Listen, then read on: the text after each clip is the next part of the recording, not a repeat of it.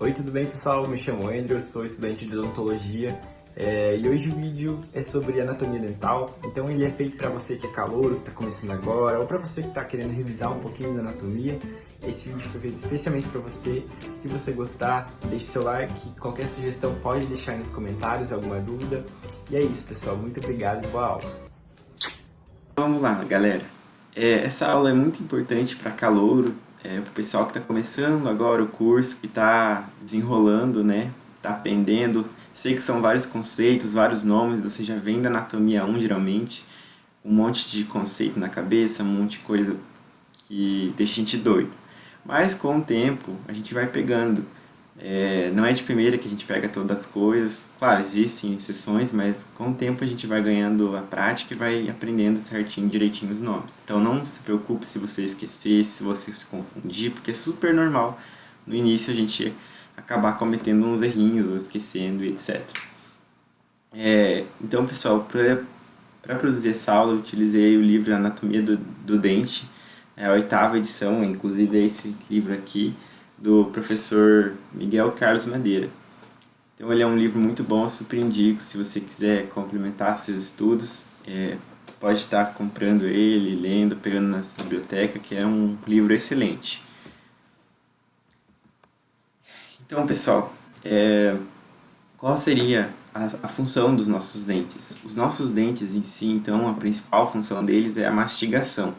Mas ele também inclui a função de proteção e sustentação dos tecidos moles.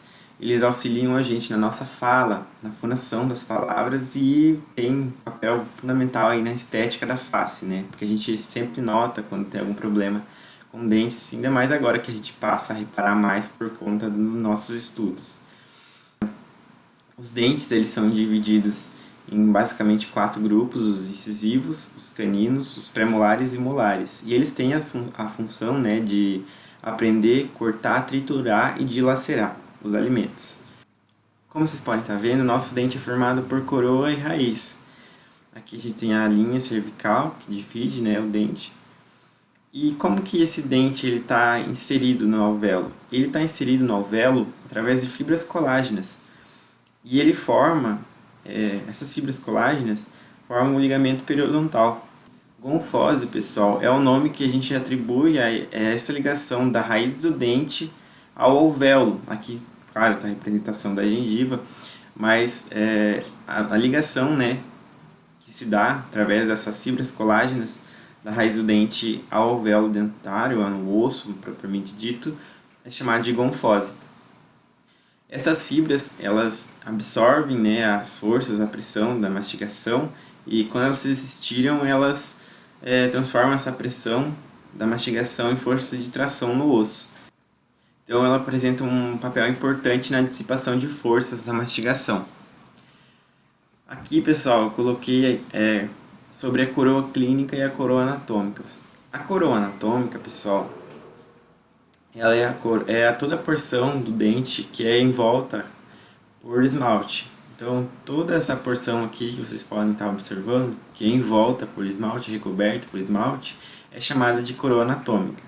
Já a coroa clínica é a coroa que aparece na boca do paciente. É a coroa que a gente consegue observar na boca. Certo? Agora falando um pouquinho sobre as faces, pessoal. O que seria a face vestibular ou face lingual? Essas faces, elas são consideradas as faces livres do dente. E o que seria a face vestibular, pessoal? A face vestibular seria toda a porção do dente, toda a face que é voltada para o vestíbulo da boca. Tá, mas o que seria vestíbulo da boca?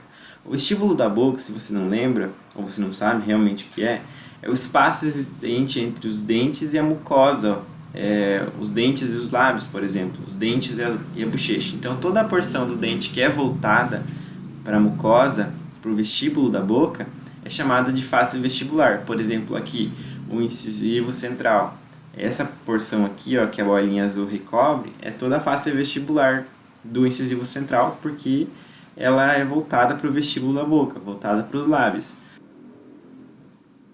E a face lingual, pessoal, o que seria essa face lingual? Então é bem mais sugestivo do que a face vestibular. A face lingual é toda a porção do dente que é voltado para a língua. A gente também pode chamar de face palatina, porque é voltada para o palato, né? Então, a face vestibular é considerada a face livre, que é voltada para o vestíbulo, e a face lingual é a porção de trás do dente, que é a face voltada para o palato ou para a língua do dente. Então, essas são as faces livres, vestibular e lingual. Já as faces proximais, elas são consideradas em relação a essa linha que eu coloquei aqui, ó, a linha do plano sagital mediano. Tá, faces proximais ou faces de contato, como podem ser chamadas. Essas faces, então, pessoal, elas levam em consideração essa linha. E aqui seria a face mesial. A face mesial é toda a face do dente que está voltado, ou seja, está mais próxima a essa linha do plano sagital mediano. Por exemplo, aqui ó, no incisivo central, a face mesial do incisivo central seria essa aqui, ó, que está coladinha na linha do plano sagital mediano, que está meio torta, mas aqui ó, até dá para ver aqui bem o contorninho da face mesial do incisivo central superior. Qual seria a face mesial do incisivo lateral superior? Seria essa aqui, ó, que está mais próximo à linha do plano sagital mediano. Tá, e a face distal? A face distal já está entendendo, disto, longe,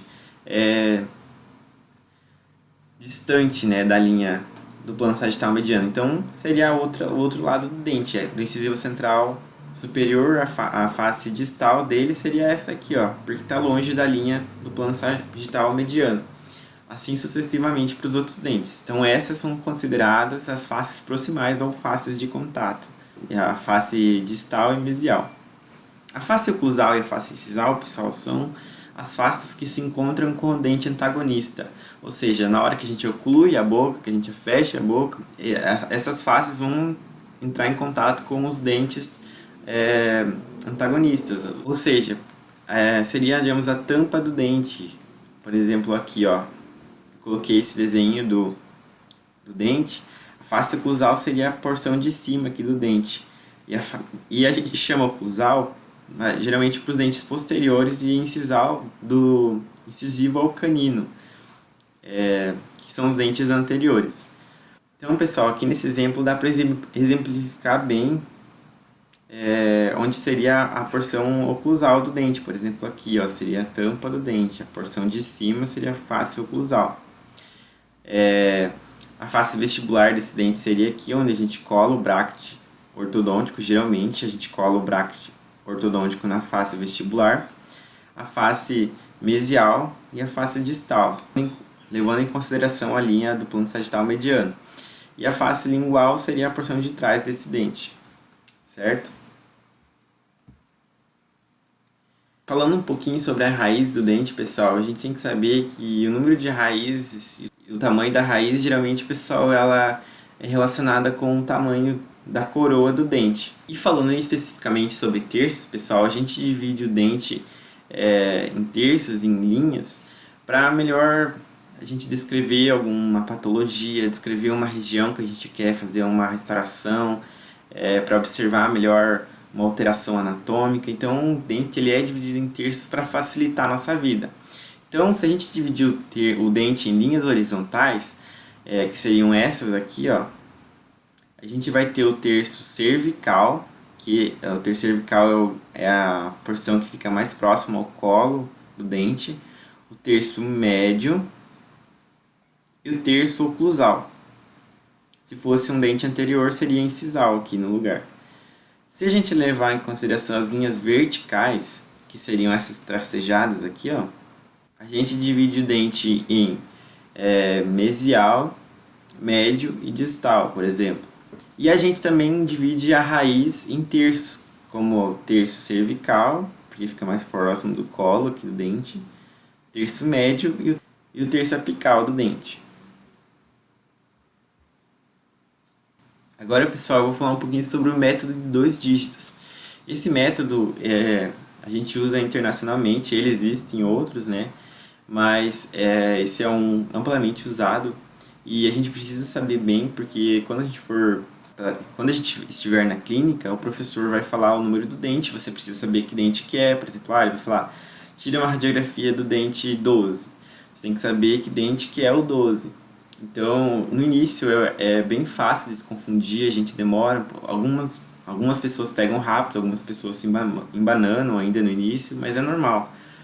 E o que eu fazia quando eu aprendi isso para facilitar a minha vida, para pegar mais rápido? Eu já imaginava essa cruz aqui já na boca do paciente. É muito importante você tentar visualizar logo para você pegar rápido e isso vai facilitar a sua vida. Mas não se desespere se você se embananar ou errar no início, porque é muito comum. E tá, e como funciona esse método de 2 dígitos? Então, pessoal, a nossa boca ela vai ser dividida em 4 quadrantes. Imaginem essa cruzinha aqui, ó. Dividir essa boca em 4 quadrantes. O primeiro dígito de cada dente vai ser relacionado ao quadrante que ele se encontra. Por exemplo, então, o quadrante superior direito ele vai receber o número 1. O quadrante superior esquerdo ele vai receber o número 2.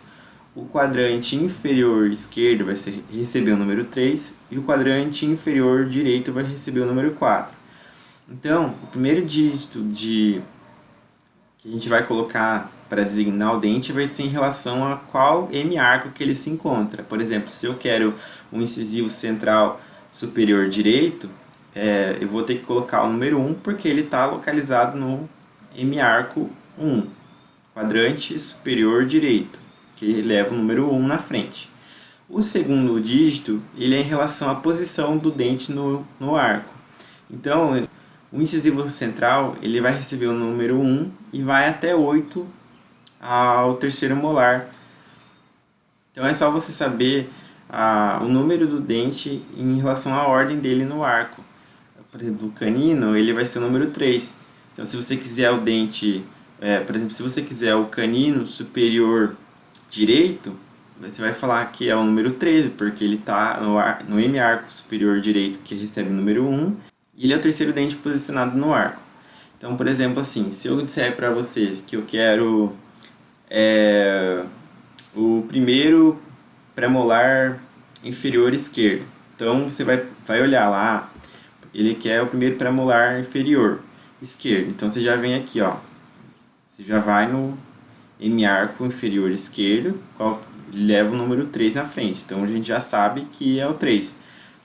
O primeiro premolar, então a gente pode contar, incisivo central 1, incisivo lateral 2, canino 3, primeiro premolar 4, então ele quer o dente número 34, certo? Para a criança é o mesmo esquema, só que a criança recebe a numeração dos hemiarcos do número 5 ao número 8, e o segundo dígito vai de 1 a 5, porque as crianças não têm a dentição dos premolares.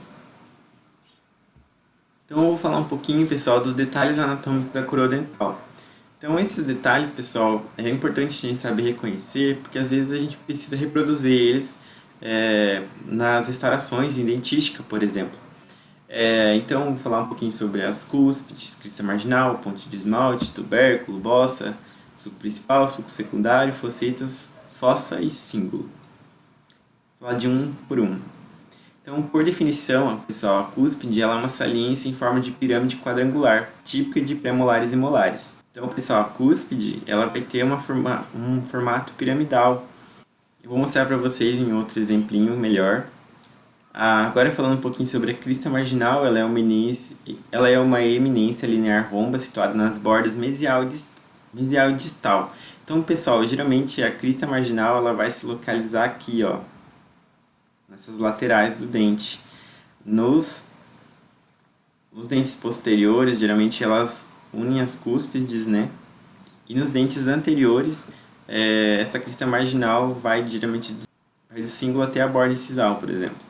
O sulco principal, né, depressão linear aguda, estreita, que separa as cúspides uma das outras. Então aqui, ó, o sulco principal, separando as cúspides, por exemplo, aqui, ó, separa uma cúspide da outra. Tubérculo. Ela é uma saliência menor que cúspide, sem forma definida. eu coloquei o exemplo do tubérculo de Carabelli no primeiro molar superior, que geralmente é onde a gente vai observar esse tubérculo. Aqui tem um exemplinho. Ele não tem uma forma definida e ele é um pouquinho menor que a cúspide. A bossa é uma elevação arredondada situada no terço cervical da face vestibular de todos os dentes. Mas ela também se localiza na face lingual dos dentes. Aqui ó, tem um exemplinho aqui da bossa. A ponte de esmalte, que por definição ela é uma eminência linear que une cúspides interrompendo um sulco principal. Então a gente vê aqui ó, a ponte de esmalte.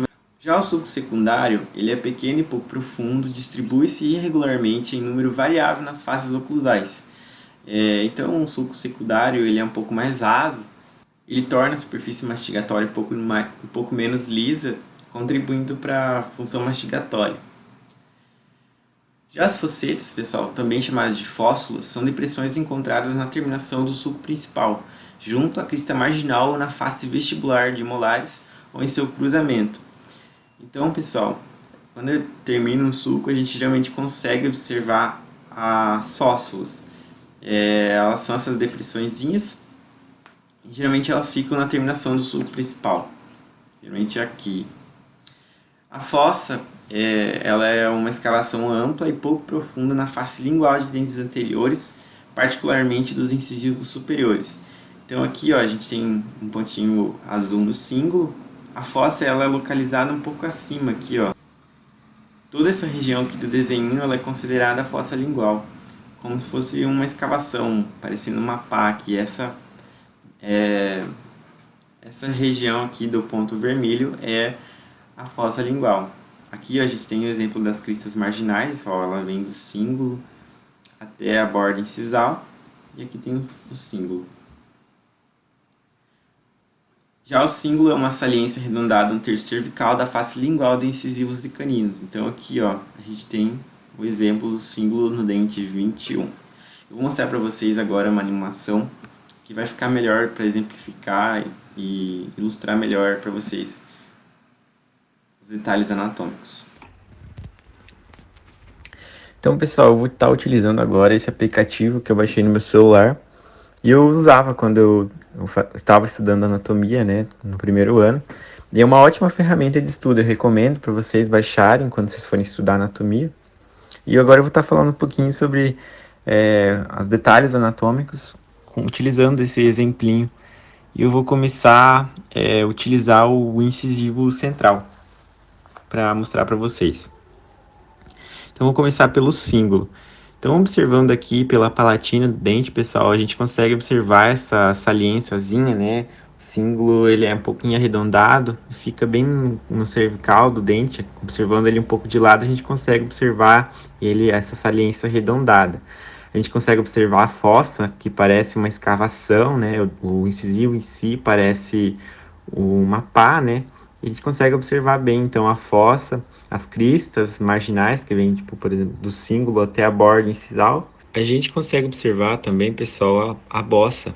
Geralmente ela fica na face vestibular, olhando o dente aqui lateralmente, a gente consegue observar que fica na face vestibular, perto do terço cervical dos dentes. Mas a bossa também ela é encontrada na face lingual dos dentes posteriores, por exemplo. Então, pessoal, aqui eu tenho o exemplo do primeiro molar. A gente consegue observar as cúspides aqui. Elas são, como eu havia falado, saliências em formato piramidal. Possuem as suas vertentes triturante e a vertente lisa. E elas são separadas por arestas longitudinais. Nesse exemplo também a gente consegue observar o tubérculo de Carabelli. Fica aqui, ele tem uma saliência menor que a cúspide. E a gente consegue observar, pessoal, aqui o sulco principal, que é essa depressão, essa linha que corta o dente, corta as cúspides ali. A gente consegue observar também as fóssulas, que fica bem na terminação do sulco principal, os sulcos secundários. A gente consegue observar também aqui nesse exemplo as cristas marginais, né, unindo as cúspides, e a ponte de esmalte que une uma cúspide à outra nesse primeiro molar. Muito obrigado, pessoal, por terem assistido essa aula. Desculpem pelos erros. Eu espero que tenham gostado e até a próxima.